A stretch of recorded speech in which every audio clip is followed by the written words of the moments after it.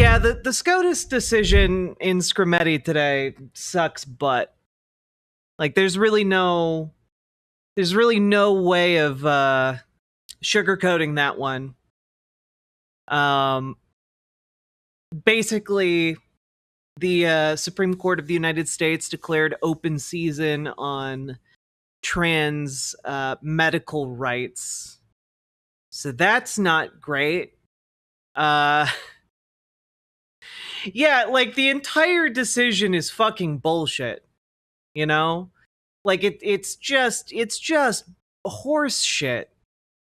And ultimately it boils down to the justices deciding, well, sure, trans people are a protected class, but not for this, because it's actually okay to discriminate in a medical sense, but you're not discriminating against them because they're trans. You're discriminating based on diagnosis, and it's totally a different thing. It's totally different. And like, it's hard not to go immediately to like a place of catastrophic meltdown when thinking about this topic, when talking about it, because it feels really awful, because essentially what that decision says is, if they come for adult care, if they come for trans people to like just make it illegal to get your meds, we'll rubber stamp that as the Supreme Court. So I totally understand the impulse some people felt to just like run to break the emergency glass and press the big red button. However, I will say one thing, and it's kind of a cold bit of comfort, but the Supreme Court declined to widen their ruling and let stand a number of other rulings that have supported trans people in the past. Like, I don't really know what the Supreme Court is kind of playing at, but when you do it in that way, my understanding, having looked at people who are a lot more knowledgeable about SCOTUS than I am, and lawyering and laws and such, if you do what they did, that leaves the door open for that decision to be overturned in the future more definitively. So it's not good, but if you're in a state with like explicit protections for trans people, those protections remain in place. And also it's not the last word on what's happening. There are going to be other challenges to these heinous laws that seek to strip healthcare specifically from trans people. Healthcare that is available to cisgender people, I might add, with little to no restriction, but is routinely denied to trans people. It's really, really scary. Well, the legal battle in this particular case is done. Like this case went all the way up to the Supreme Court, got ruled on by the Supreme Court. It's done. We'll have to see what a future case brings, but it's scary. It is terrifying. It's not fun being trans in America. I've kind of been reeling today. Yeah, the profane priestess, a totally justified response to the day. Like it's a fuck that's bad situation, not a we're all fucked type situation at this time. I guess that's kind of like the little bit of an update that's been going on here, like the distinction between those two levels of fucked and fuckery. This will be overturned, but it's going to be like 10 years now unless something happens. Well, yeah, exactly, Konami the Alpha. Like, that's kind of what I've been trying to articulate poorly because I'm upset. But yeah, like any challenge to this, it's going to take possibly years going through the court system. Barring it being like fast-tracked, but I don't know that that's going to happen. Or like new legislation would have to be passed in Congress with explicit protections for trans people. But with Democrats so eager to throw trans people under the bus at this particular juncture, who knows if they'll actually have give a shit enough about us to actually defend us. Which is why, by the way, more of you need to get involved in your local and state level politics, because the more of you that are in those rooms, the more likely we can make it that we will codify those protections.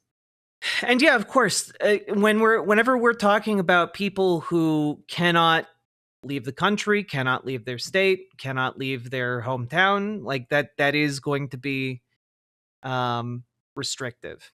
This will kill children, thousands, maybe tens of thousands of them. I mean, yeah, it's an explicit effort. It's not an accident that on the same day the Scrimeti decision comes down, the Trump administration cuts funding for the suicide hotline to help LGBTQ people. They really do want us dead, and it's not subtle, and it's really wild to me that so many Democrats, in an effort to present themselves as moderates, are willing to just play dumb and pretend that they don't know what's happening, and clearly that's been some of the mainstream messaging among the consultant class that advises a lot of these Democrats. I saw that a number of them were being asked if they knew about the language in Medicaid, the proposed Medicaid budget cuts that would strip, trans people from being able to get their medications and surgeries covered under Medicaid, and a whole lot of them saying no, despite the fact that it is not a subtle story, it is not an unknown story, and it is, they a lot of Democrats, people ostensibly on our side, they don't know us in this particular moment of crisis for the trans community. Yeah, Chuck Schumer got on Blue Sky today to talk about how, the Scrimeti decision to block trans medical care is all a distraction. It's all a big distraction from the budget bill. It's grotesque. It is a grotesque thing that the Democrats are doing. And it's not all Democrats, by the way. But if I had to identify which Democrats, it's along that abundance liberalism line. I know we spent so much yesterday talking about abundance liberalism, Ezra Klein, this resurrection of neoliberalism, and the current conflict between the, fight oligarchy Dems and the do nothing Dems, and how that line is exactly, articulated by the abundance liberalism folks as well. And unfortunately, it seems that a bunch of these consultant class advisors are just telling Democrats, pretend you don't know trans people exist. Just pretend you don't. It's really disappointing. It's not surprising. I think a lot of us knew that was coming, but it's a really bad and disturbing development. It's kind of one of those things where we're like, we know, hey, we live in this time of possibility, and sure, things can get bad, but there'll be signposts on it getting worse, and this is one of those signposts. It's not the worst it could possibly be, but it's one of the signposts on the way there. Chuck Schumer just the day went on Blue Sky saying the trans caravan was a distraction. I don't even know what the trans I don't know what the trans caravan is. Or are you talking about the exact same thing I was talking about? I was pretty hard on Sarah McBride yesterday, Banana Brains, during that Ezra Klein segment, but You are correct insofar as, like, at the very least, bare minimum, her being in the room will remind others that, like, trans people are a real demographic.